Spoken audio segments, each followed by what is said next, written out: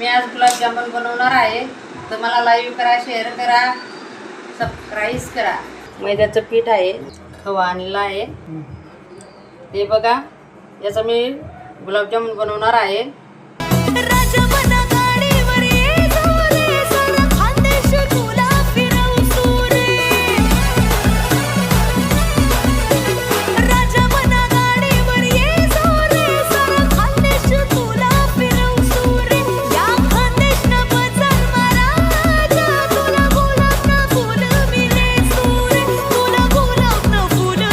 बघा, गुलाबजामुन बनवले आहेत.